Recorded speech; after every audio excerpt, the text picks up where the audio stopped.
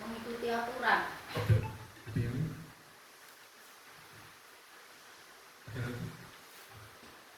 kalau dalam kaidah itu disiplin itu mengikuti aturan. Ya kita tahu mengikuti aturan ya. Tapi misalkan disiplin masuk kelas, kemudian belajar dengan disiplin. Jadi disiplin itu sebenarnya universal. Kalau kata dalam materi itu disiplin itu sebenarnya belajar, selalu belajar. Jadi, disiplin juga dimaknai menjadi suatu kalau di sini dalam budaya kita disiplin sering dikaitkan dengan kata tertib, ya, pasti teratur, kepatuhan pada peraturan. Disiplin juga dimaknai menjadi suatu yang dilakukan seseorang pada orang lain untuk mendapatkan kepatuhan kita, cenderung menghubungkan kata disiplin dengan ketidaknyamanan. Iya kan? Misalnya kita masuk kelas itu harus disiplin. Jadi kata-kata disiplin yang didapatkan oleh anak-anak itu kayak sesuatu yang ketidaknyamanan. Gitu. Padahal kata disiplin sebenarnya sangat luas. Gitu. Misalkan kita yang namanya disiplin waktu terhadap diri sendiri, ya kan gitu. Kita memaknainya kadang-kadang ada hal-hal yang kurang nyaman ya. Kita lanjutkan terus. Nah, ini sebenarnya kalau dari disiplin yang dimaksud adalah disiplin diri yang dapat membuat seorang menggali potensinya menuju tujuan mulia. Kalau tidak misalkan saya disiplin menabung, yang tujuannya kan untuk hal yang mulia gitu ya. Jadi berbeda ketika misalnya disiplin anak-anak yang didapat anak-anak. Kalian masuk kelas itu harus disiplin. Nah, cenderungnya itu kayak seperti sebuah penekanan. Karena disiplin itu cuma dari diri sebenarnya. Nah, gitu. Disiplin diri juga mempelajari cara kita mengontrol diri, menguasai diri dan bertanggung jawab untuk memilih tindakan yang sesuai dengan kebajikan universal. Sebagai pendidik, tugas kita adalah menciptakan anak-anak yang memiliki disiplin yang positif sehingga mereka bisa berperilaku dengan mengacu pada nilai-nilai kebajikan universal dan memiliki motivasi intrinsik bukan ekstrinsik. Jadi motivasi intrinsik dimulai dari diri dalamnya sendiri, bukan kita yang marahkan gitu. Kita kalau misalkan dalam filosofinya Ki Hajar Dewantara bahwa anak itu sebuah padi. Jadi anak itu sebuah padinya di mana kita itu menanam sebuah padi, kita mengharapkan sesuatu yang bagus. Gitu. Kita tinggal memupuk dan menyirami seperti itu. Jadi berbeda kalau misalnya dalam pandangan kita dulu anak itu hanya sebagai sebuah gelas. Jadi kalau misalnya kita memberikan anak itu hanya kalau gelas kosong kita kasihkan, lama-lama kelamaan juga tumpah gitu. Berbeda dengan kita mengharapkan benih, suatu saat dia akan berubah menjadi apa? Itu sesuai dengan benih tersebut, sesuai dengan yang ada di dalamnya. Kita hanya mendorong biar itu menjadi tumbuh subur. Mari sekarang juga.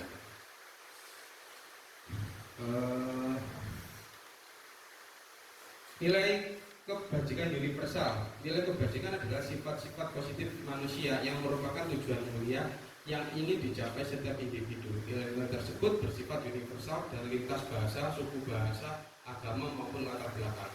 Nilai-nilai yang merupakan payung besar dari sikap dan perilaku kita, nilai-nilai yang menjadi pondasi kita dalam perilaku. Jadi nilai kebajikan universal itu tidak hanya di dalam masyarakat Indonesia sendiri. Misalkan orang-orang misalnya di jalur Gaza sana juga menganggap itu sebagai nilai kebajikan. Misalnya toleransi yang kita junjung tinggi dalam Pancasila itu juga mungkin di sana juga digunakan karena ini sifatnya universal. Gitu. Nilai-nilai kebajikan yang ingin dicapai oleh setiap anak Indonesia kita kenal dengan profil pelajar Pancasila. Yang satu, beriman bertakwa kepada Tuhan Yang Maha Esa, kita tahu dalam sila pertama. Kemudian yang kedua, mandiri, bernalar kritis, ini yang sering dibahas, yaitu bernalar kritis, berkebinekaan global, bergotong royong dan kreatif. Nah, sampai ini kita kan paham ya, kayak gini ya. Jadi tujuan nilai-nilai kebajikan ini yang ingin dicapai oleh setiap para pelajar Indonesia dengan profil Pancasila selalu dikaitkan dengan hal-hal ini. Gitu. Jadi pintar tapi tidak berakhlak itu berbeda. Jadi ini karena kita sudah generasinya itu 4.0 atau milenial harus bernalar kritis tapi berkebinekaan global, bergotong royong dan kreatif. Karena kita tahu bahwa dalam zaman era sekarang era milenial ini anak itu harus selalu bernalar kritis, kreatif dan bergotong royong. Kita lanjutkan. Yang ini bahasan kita, tema hari ini kan mengenai lingkungan positif. Jadi tujuannya, apakah lingkungan positif itu hanya ada di dalam kelas? Tidak, jelas. Ada misalnya di luar kelas, bahkan sampai di lingkungan keluarga. Karena anak berangkat ke sini, ketika dia sudah dimarahi dengan penuh tekanan, pasti dia berangkat ke sekolah juga gagal. Dalam rangka menciptakan lingkungan positif, ya, maka setiap warga sekolah dan pemangku kepentingan perlu selalu mendukung, menghayati, dan menerapkan nilai-nilai kebajikan yang telah disepakati bersama. Dalam penerapan nilai-nilai kebajikan perlu adanya disiplin dari yang tumbuh dari motivasi internalnya sendiri. Gitu. Jadi yang namanya kesepakatan kelas itu disepakati memang dari mereka. Jadi mereka yang membuat aturan, jangan sampai mereka yang melanggar. Tapi ada cara bahwa perusahaan membuat yang namanya kesepakatan kelas yang nanti dibahas. Dalam kesepakatan kelas itu kata-kata misalnya dilarang mencontoh, dilarang. Nah itu bukan yang namanya keyakinan kelas, tapi kata-kata yang negatif itu nanti diubah menjadi positif. Belajar sesuai dengan kemampuan. Kedua misalkan memakai atribut sekolah. Kalau misalnya dalam peraturan kelas dilarang memakai dilarang memakai atribut yang tidak sesuai dengan sekolah. Kata dilarang itu cenderungnya kalau anak itu maka disuruh.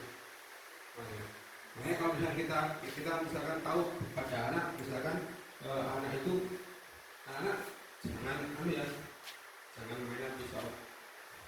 Nanti kamu kena. Malah mereka jadi cenderung. Anak-anak coba kalian main pisau aja, siapa tahu tangan kalian itu bisa terluka. Nanti kan dia berpikirnya disuruh aja, diminta coba buktikan. Mungkin antara dia ragu nggak ragu. Malah kalau dia didorong, biasanya antara dia malah melakukan atau nggak melakukan. Nah, mungkin begitu. Dua, teori motivasi hubungan dan penghargaan restitusi. Yang kemarin sempat kita bahas bahwa penghargaan itu biasanya memiliki nilai negatif. Yang pertama, motivasi adalah dorongan yang timbul pada diri seseorang secara sadar atau tidak sadar untuk melakukan suatu tindakan dengan tujuan tertentu. Sampai sini kira-kira kita sepakat apa enggak? Sepakat ya? Sepakat ya? Ya, ini motivasi yang timbul secara intrinsik gitu ya. Oke. Yang dua, motivasi terbagi menjadi dua. Ya ini tadi yang dikatakan oleh Pak Sama, motivasi ekstrinsik yang berasal dari luar dan motivasi intrinsik yang berasal dari dalam. Okay.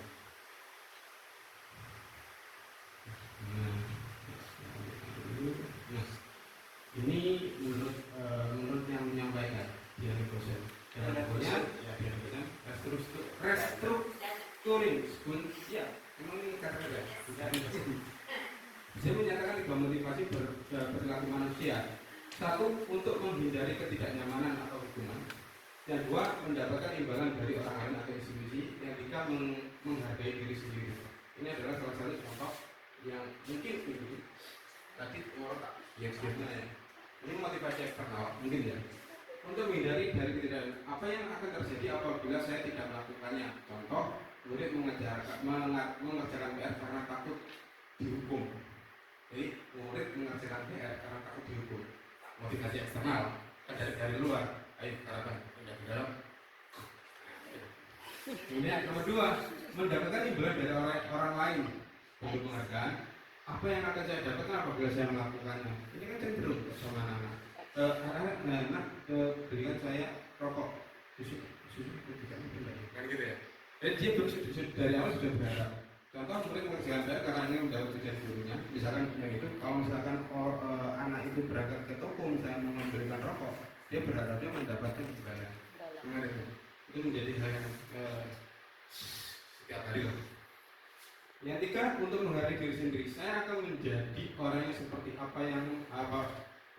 apa bila saya melakukannya. Contohnya, murid mengerjakan PR karena dia sadar harus bertanggung jawab terhadap tugasnya. Ini yang sulit. Iya, jadi motivasi secara internal. Jadi secara tidak langsung dia sadar bahwa dia itu perlu belajar.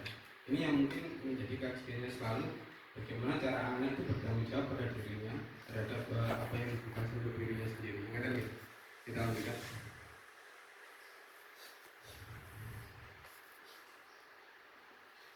Maaf, agak minta sedikit waktu, agak lama tapi agak pendek. Saya juga cepatkan. Yang pertama, hukuman dan konsekuensi.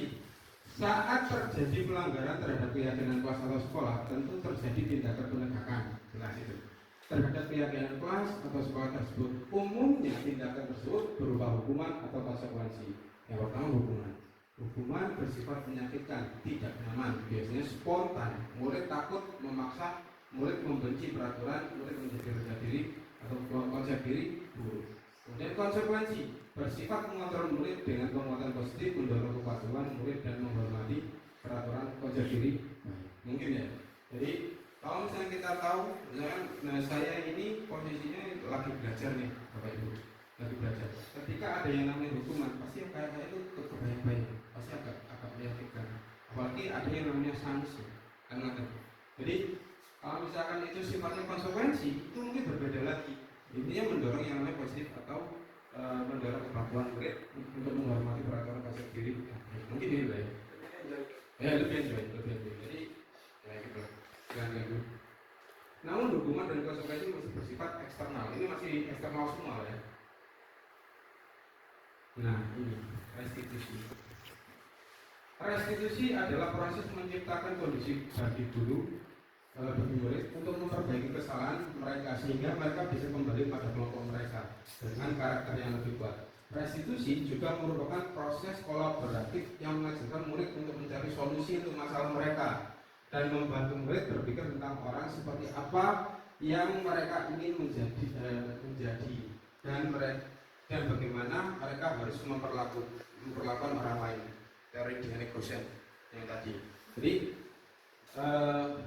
kalau misalkan kita yang namanya restitusi, kita itu harus paham posisi kita sebenarnya. Kalau dalam 5 posisi kontrol, yang pertama penghukum, yang kedua pembuat rasa bersalah, yang ketiga itu pemantau, yang terakhir itu kalau nggak salah manajer. Nah, posisi yang terbaik itu sebagai manajer. Tapi kadang-kadang kita secara naluri, ketika ada anak salah, itu pasti posisinya itu antara penghukum dan pembuat rasa bersalah. Jadi misalnya seperti itu adalah salah satu 5 teori kontrol. Itu yang pertama. Nah, ada yang terakhir nanti yang sebagai manajer. Kalau manajer itu berbeda lagi, itu mendapat nilai yang plus yang tinggi. Saya lanjutkan. Tapi bahwa restitusi ini hanya salah satu cara, Bapak Ibu. Bukan maksudnya harus dipakai kita, tapi salah satu cara untuk mencapai anak itu menjadi lebih baik. Kalau dalam bahasa secara teoritisnya itu sebagai coaching, coaching gitu. Bukan untuk menebus kesalahan, namun untuk belajar dari kesalahan. Nah, ini berbeda. Memperbaiki hubungan, tawaran bukan paksaan. Kita menawarkan, bukan ketika dia salah kan seperti itu. Ini hanya menawarkan, menurutmu enaknya gimana? Ini menawarkan, Pak, saya akan menyenangkan anaknya lagi biar anaknya itu mau sama saya. Itu namanya menawarkan sebuah restitusi. Ditawarkan dulu. Restitusi mencari kebutuhan dasar yang mendasari tindakan. Restitusi diri adalah cara yang paling baik. Restitusi fokus pada karakter bukan tindakan. Jadi berbeda. Restitusi fokus pada solusi. Restitusi mengembalikan murid yang berbuat salah pada kelompoknya. Jadi kadang-kadang ketika anak direstitusi itu tujuannya biar anak itu anak yang menjadi korban itu tahu, oh anaknya sudah karibasan itu sudah dikasih tindakan sama gurunya. Akhirnya dia datang. Tapi restitusi ini memang sulit. Itu lebih kemanis. Lebih halus. Jadi halus memang. Kadang-kadang apa yang saya pelajari hari ini kadang-kadang sulit untuk diterapkan ketika anaknya berbeda. Tapi bukan berarti menjadi hal yang salah ya. Jadi coba aja nanti coba. Perbedaan contoh kasus tidak mengerjakan PR. Pertama hukuman, guru menghukum murid tersebut maju dan berdiri di depan kelas selama jam pelajaran. Ini contoh hukuman. Tidak ada yang namanya, langsung berdiri. Gitu. Tidak ada yang namanya kita menerang. Ini adalah hukuman. Konsekuensi, guru memberikan konsekuensi yang telah disepakati murid, misalnya murid mengerjakan PR-nya saat jam istirahat. Berarti kalau misalkan kayak gini, kalau kalian tidak mengerjakan PR, apa hukumannya kira-kira? Anu Pak, di cewek, oke ya, sepakat ya. Oke. Ini adalah salah satu contoh faktor eksternal, jadi memberi konsekuensi.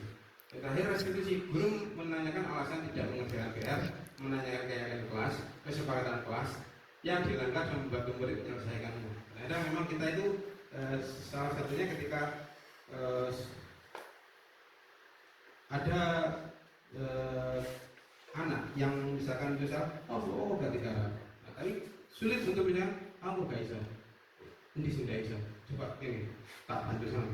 Nah itu adalah salah satu contoh restitusi sebenarnya, mengajarkan anak biar dibantu kalau memang dia tidak mampu. Tapi kan kita sudah memiliki penilaian kadang-kadang yang ada itu masih gitu berarti kayak terfonis tertutup. Tapi kadang-kadang anak-anak ini sebenarnya memiliki positif. Satu hal yang kemarin yang disampaikan oleh Bu Dani menurut saya itu bagus. Salah satu contohnya, ketika anak itu memiliki bakat, kenapa tidak kita support? Kata Bu Dani yang kemarin, kemarin ada agenda Manur.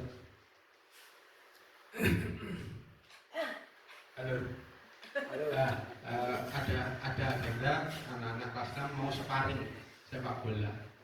Ketika hari Sabtu, entah Sabtu kapan, entah Sabtu ini Sabtu besok atau apa, daripada di sana babalan gitu. Iya Pak, iya. Maksudnya hanya salah satu tindakannya budaya, tindakannya tepat gitu yang kemarin bagus sekali. Saya apresiasi banget gitu. Kemudian dihukum oleh penghargaan. Ini yang kemarin saya sedikit singgung. Memberi penghargaan nilainya sama dengan menghukum seseorang. Kok iso? Saya juga sebenarnya menolak. Kok iso gitu? Mengapa memberi penghargaan nilainya sama dengan menghukum seseorang? Kita bahas. Nah, satu pengaruh jangka pendek dan jangka panjang. Jika diberikan dalam jangka waktu lama atau terus-menerus, maka anak akan kehilangan motivasi intrinsiknya. Iya. Jadi secara nggak langsung dia mengerjakan sesuatu itu dia dengan mengharap sesuatu. Gitu. Karena misalnya, karena kok tak tawain loh. Lama-lama dia menjadi hal yang biasa. Gitu. Dan penghargaan tidak efektif. Jika anak mengharapkan penghargaan dan tidak mendapatkannya, maka ia akan kecewa, tidak akan berusaha sekeras sebelumnya. Ketika itu ketika dia secara terus-menerus, ini kejadian sama diri saya dulu, kelas 1, kelas 2. Saya kelas 1 SD mendapat nilai bagus. Jawabannya mungkin dari jawaban itu, saya. Lama-kelamaan ketika hal itu ternyata saya itu menilai jeblok, ya ini males gitu loh. Ini terjadi pada diri saya sendiri sebenarnya. Waktu itu bos ternyata konkret. Yang ketiga, penghargaan merusak hubungan. Jika anak diberikan penghargaan atau dipuji di depan orang banyak, maka yang lain akan merasa iri. Ada yang ini kejadiannya di kelas 6, yang kelas 6 yang bau-bau ini. Nah, yang di kelas 6 ini ketika saya katanya itu lebih memperhatikan cewek, belum lah di luar lah menjadi yang dan laki-laki. Salah satu dia bilangnya demikian. Nah, akhirnya saya tanya, bagaimana cara saya merubah dan tidak ada kata-kata bedil di hati. Jadi saya tawarkan dulu. Salah satu hasil dari kerjaan anak yang ada di kelas yaitu salah satunya kita menaruh restitusi. Gitu. Jadi apa yang dikaryakan anak-anak itu sebenarnya sebetulnya hukuman, sanksi, dan restitusi. Itu bukan motivasi dari diri. Dilanjutkan.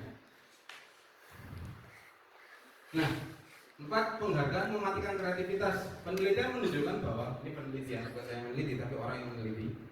Penelitian menunjukkan bahwa pekerjaan menjadi kurang kreatif bila dijanjikan hadiah atau penghargaan, karena fokus utamanya adalah memperoleh penghargaan, bukan mendapatkan hasil terbaik. Yang kelima, penghargaan itu menghukum. Penghargaan menghukum mereka yang tidak mendapat penghargaan. Contoh sistem ranking. Anak yang mendapat ranking kedua akan merasa paling dihukum sama orang tuanya ketika dia sudah gagal. Dan itu biasa. Yang keenam, penghargaan mematikan motivasi intrinsik. Saat anak bangga dan gembira terhadap pencapaiannya, maka sebenarnya ia sudah mendapat penghargaan alamiah. Apabila kita memberikan penghargaan lain, maka kita akan mengambil kegembiraan alaminya saat itu dan mematikan motivasi intrinsiknya untuk terus mengeksplor pencapaiannya. Jadi secara nggak langsung intinya penghargaan itu biasanya mematikan motivasi secara intrinsiknya. Model. Nih, sampai ini antara setuju nggak setuju, kita lanjutkan dulu. Setuju. Yang ketiga, keyakinan kelas. Nah, ini keyakinan kelas. Jadi kalau kita yang namanya tahu yang kesepakatan kelas, kalau kayak hampir sama menurut saya hampir sama. Mengapa keyakinan kelas? Mengapa tidak peraturan kelas? Gitu. Mengapa kita memiliki peraturan tentang menggunakan helm pada saat menggunakan kendaraan bermotor? Pertama, untuk keselamatan. Mengapa kita memiliki peraturan tentang menggunakan masker dan mencuci tangan setiap saat? Mengapa?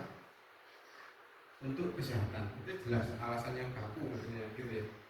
Kemudian, nah, kalau misalnya kamu menggunakan helm tanpa sadar, ya tujuannya untuk keselamatan. Mengapa mencuci tangan? Ya untuk kesehatan. Gitu.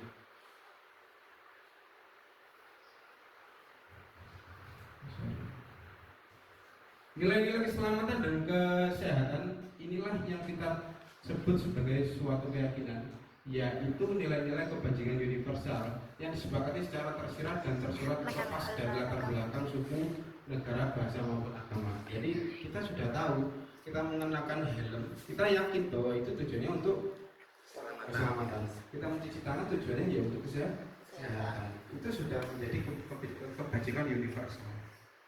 Mau gimana, kalau misalnya kamu pakai helm, ya tujuannya untuk keselamatan. Gitu. Kemudian muridku demikian, mereka perlu mendengarkan dan memahami arti sesungguhnya tentang peraturan-peraturan yang diberikan, apa nilai-nilai kebajikan di balik peraturan tersebut dan apa tujuan utamanya. Jadi kita membuat peraturan itu biar mereka itu sebenarnya sudah tahu nilai-nilai kebajikannya. Makanya dibuat yang namanya keyakinan kelas. Bahasa-bahasa ini jujur kemarin saya tanyakan apa sih yang dimaksud keyakinan kelas, kenapa kok nggak kesepakatan kelas. Saya tanyakan pada salah satu dari saya, ternyata mungkin agak berbeda, tapi saya menganggap itu sama sebenarnya. Kesepakatan dan keyakinan itu sama, cuma kita buat menjadi nilai positif. Bagaimana pembuatan keyakinan kelas bersifat lebih abstrak daripada peraturan, hendaknya tidak terlalu banyak sehingga mudah diingat dan dipahami. Jadi kalau misalnya membuat peraturan 1 sampai 10, nah itu biasanya ketika terlalu banyak, itu menjadi susah untuk dipahami. Berupa pernyataan-pernyataan universal sesuai dengan kondisi kelas atau sekolah sehingga mudah diterapkan, dibuat dalam bentuk positif. Semua warga kelas atau sekolah dilibatkan dalam pembuatan keyakinan kelas. Intinya dalam pembuatan keyakinan, berbeda keyakinan sekolah. Kalau keyakinan kelas ya di dalam kelas, kalau keyakinan kelas jelas seluruhnya itu merumuskan ini. Jadi yang namanya kalau dalam Pancasila itu namanya Pancasila keempat, namanya permusyawaratan, ya disinilah keyakinan kelas itu diterapkan. 4 kebutuhan dasar manusia dan dunia berkualitas. Ini sampai habis. Terlalu banyak. Berapa durasinya? 24. 24, masih kurang 6 menit. Semua yang kita lakukan adalah usaha terbaik kita untuk mendapatkan apa yang kita inginkan. Panas. Ketika seorang murid melakukan suatu perbuatan yang bertentangan dengan nilai kebajikan atau melanggar peraturan sebenarnya, dikarenakan mereka gagal memenuhi kebutuhan dasar mereka. Jadi kebanyakan orang yang melakukan pelanggaran biasanya karena gagal memenuhi kebutuhan dasar mereka. Apa kebutuhan dasar? Kalian terus. 5 kebutuhan dasar: bertahan hidup, keselamatan, keamanan, kesehatan, memiliki keturunan. Ini sebenarnya salah satu kalau misalkan sebagai kita manusia yang pertama tujuannya adalah bertahan hidup spesiesnya. Kalau spesies manusia biar berkepada hidup. keselamatan, keamanan, kesehatan, memiliki keturunan. Yang kedua, cinta kasih atau diterima, keintiman, keanggotaan, keterhubungan, hubungan. Dalam kesenangan, hiburan, kegembiraan, tawa, belajar. Penguasaan yaitu kontrol, prestasi, kompetisi, pengaruh, kemudian kebebasan, kemerdekaan, mobilitas, pilihan, dan kreativitas. Ini adalah salah satu kebutuhan dasar manusia. Ada salah satu misalnya dengan terganggunya nilai kegembiraannya atau nilai tawanya, jadi biasanya langsung melanggar yang namanya aturan tersebut, mungkin lah ya. Tapi di sini kayaknya tidak. Mau sih lihat.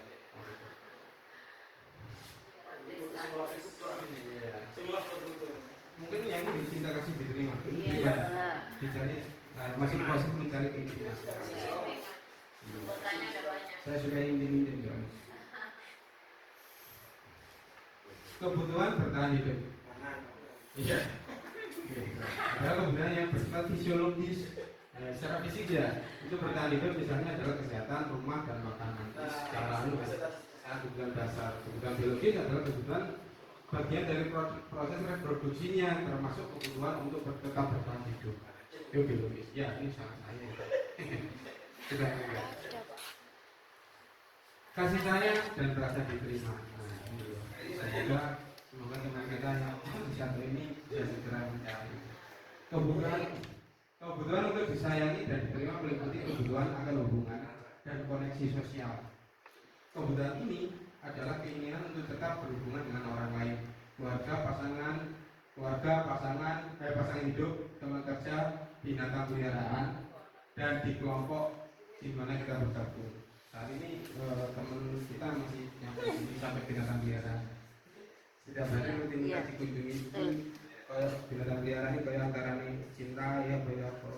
Iya, betul. Betul sekali. Kalau bisa tahun ini, gitu Pak. Pemahaman.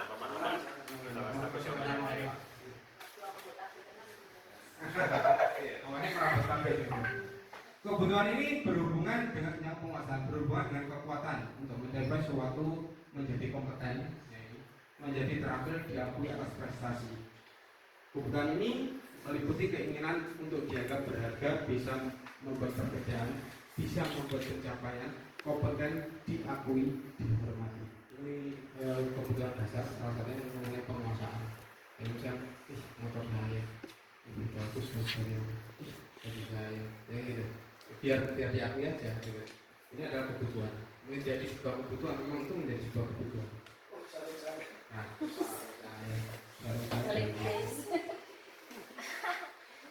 empat, kebebasan, kebutuhan akan pilihan.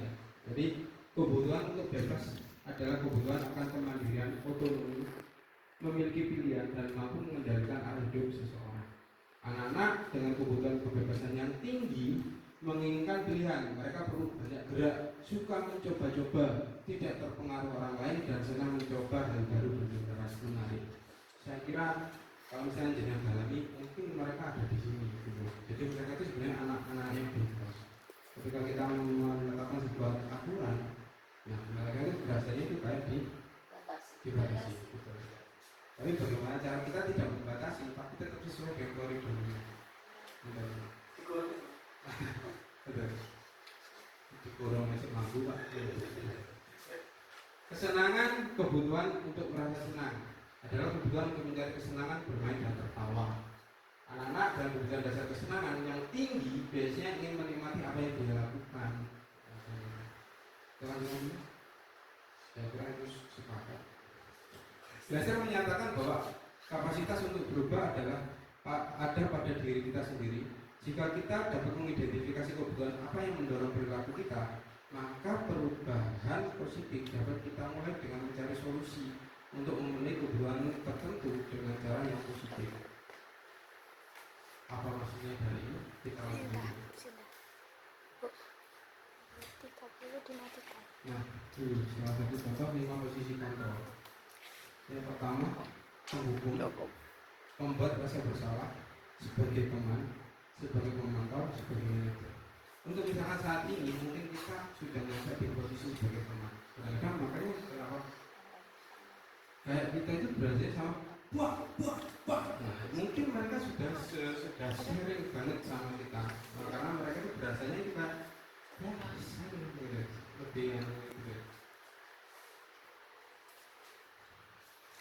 Satu posisi penghukum. Seorang penghukum bisa menggunakan hubungan fisik maupun verbal. Pada posisi ini senantiasa mengatakan bahwa sekolah memerlukan sistem atau alat yang dapat lebih menekan murid lebih dalam lagi.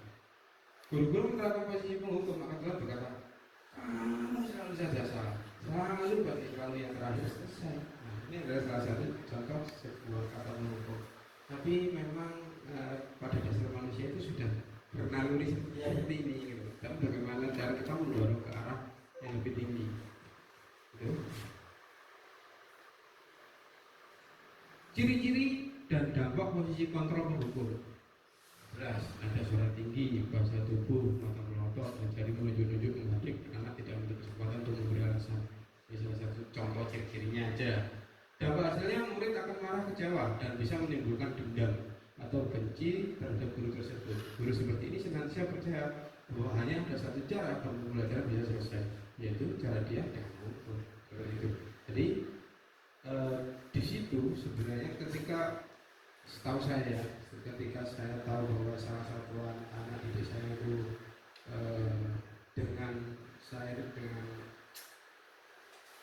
rela-rela akhirnya saya marahi, dia itu malah memiliki rasa dendam terhadap saya.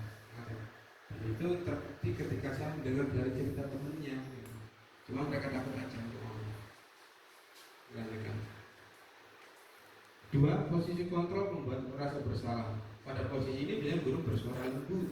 Membuat merasa bersalah akan menggunakan keheningan untuk membuat orang lain tidak merasa tidak nyaman. Bersalah atau rendah diri, kata-kata yang sering diucapkan adalah kecewa sekali sama denganmu. Gitu ya. Berapa kali Bapak harus memberitahu kamu ya? Gimana coba kalau orang tua kamu tahu tentang perbuatan kamu hari ini, misalnya gitu. Ini adalah salah satu biasanya sering diucapkan. Tak klasifikasi aja. Ciri-ciri dan dampak posisi kontrol membuat rasa bersalah. Dan ciri-cirinya seperti itu tadi agak memelas gitu. Itu adalah ciri-cirinya. Murid akan merasa bersalah telah mengecewakan bapak dan ibu guru. Murid merasa menjadi orang yang gagal dan tidak sanggup membahagiakan orang lain. Kadang-kadang sikap seperti ini lebih berbahaya dari sikap penghukum biasanya. Karena emosi akan tertanam rapat di dalam murid menahan perasaan. Tidak seperti posisi penghukum di mana anak bisa menumpahkan amarahnya. Kalau misalnya dihukum kadang-kadang itu lebih ketika marah ya langsung muntah, tapi ketika posisi dia langsung cenderung langsung murung biasanya. Ini lebih cenderung. Tapi di posisi ini lebih tinggi di posisi membuat rasa bersalah mungkin. Tapi nggak tahu saya. Intinya dalam aturan teori ini seperti itu. Yang ketiga posisi kontrol atau teman. Posisi kontrol. Pada posisi ini guru tidak menyakiti murid, namun akan tetap berupaya mengkontrol murid melalui persuasi. Di posisi teman menggunakan hubungan baik dan humor untuk mempengaruhi seseorang. Mereka akan berkata, ayo bantulah demi bapak. Ya. Kemudian ada kata lagi, ayo ingat tidak bantuan bapak selama ini. Kemudian ya sudah kali ini nggak apa-apa, nanti ibu bantu bereskan. Ini adalah salah satu contoh sebagai teman. Nomor 4, ciri-cirinya ada suara ramah, akrab, bercanda, bahasa tubuhnya merapat pada murid, matanya senyum menyenangkan. Kemudian hasil dampaknya murid akan merasa senang dan akrab pada guru. Ini sudah menjadi hal yang menjadi di sini sudah. Murid menjadi tergantung pada guru tersebut. Hal lain mungkin ini menjadi tergantung oleh anaknya.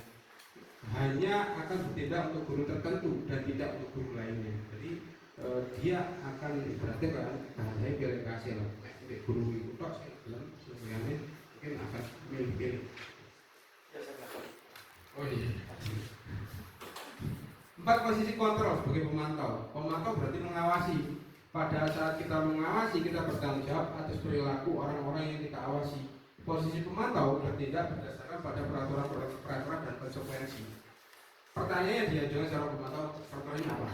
Peraturannya apa? Itu yang biasanya. Apa yang telah kamu lakukan? Kemudian kalau misalnya kamu melakukan apa sanksi dan konsekuensinya? Nah, ini adalah sebagai posisi kontrol. Yang terakhir posisi kontrol. Ya, ini namanya namanya kesusu. Soalnya membuat barang yang negara. Kira-kira ada sebuah posisi kontrol pemantau, nada suara data, bahasa tubuh yang formal. Hasil, murid memahami konsekuensi yang harus dijalankan karena telah melanggar salah satu peraturan. Ini posisi kontrol. Seorang pemantau akan sangat mengandalkan perhitungan, catatan, data yang dapat digunakan sebagai bukti atas perilaku seseorang. Gitu. Ini posisi kontrol. Kemudian yang terakhir, nah ini posisi kontrol sebagai manajer. Adalah posisi di mana guru berbuat sesuatu bersama dengan murid, mempersilahkan murid mempertanggungjawabkan perilakunya, mendukung murid agar dapat menemukan solusi atas permasalahannya sendiri. Seorang manajer telah memiliki keterampilan di posisi teman dan pemantau, dan dengan demikian bisa jadi suatu-waktu tertentu kembali pada posisi teman atau pemantau. Jadi posisi manajer suatu-waktu dia menjadi teman, suatu-waktu dia menjadi pemantau. Itu adalah posisi manajer. Ciri-ciri nada suara tulus, bahasa tubuh tidak kaku, mendekat ke murid mandiri, percaya diri dan dapat memecahkan masalah. Tugas seorang manajer bukan untuk mengatur perilaku seseorang. Kita membimbing murid untuk mengatur dirinya. Seorang manajer bukan memisahkan murid dari kelompoknya, tapi mengembalikan murid ke kelompoknya dengan lebih baik dan kuat. Nah, mengapa kok misalkan diposisikan sebagai manajer? Misalkan ada posisi penghukum, anak itu ketika dihukum cenderungnya dia itu malu sama teman-temannya. Nah, di situ atau sama juga pada saat bersalah dia akan malu. Tapi pada posisi ini, bagaimana cara dia menepis kesalahannya agar dia bisa kembali pada kelompoknya? Seperti itu. Ini segitiga resolusi. Itu sudahnya berapa menit? 37. 37. Saya kira sudah. Saya bahas segitiga aja. Ini segitiga restitusi ya. Yang pertama menstabilkan identitas, validasi tindakan yang salah, menilai keyakinan. Apa yang dimaksud menstabilkan identitas? Salah satu menstabilkan identitasnya seperti ini. Ketika ada anaknya bersalah, dia begini. Bapak ini. Sebenarnya saya bapak dulu juga seorang laki-laki juga pernah melakukan hal tersebut. Jadi kadang-kadang itu dipistarkan. Ini Pak Guru juga pernah melakukan hal tersebut. Tapi, nah itu adalah salah satu contoh menstabilkan. Ya, ini kata-katanya berbuat salah itu tidak apa-apa. Tidak ada manusia yang sempurna. Kita bisa menyelesaikan ini. Kamu berhak kok merasa gitu. Itu distabilkan dulu nanti. Iya, ya, betul. Mungkin tapi orang ojo pun. Nah, validasi tindakannya salah. Padahal kamu bisa nggak? Nah, ini salah satu kata-katanya adalah padahal kamu bisa melakukan yang lebih buruk dari ini ya.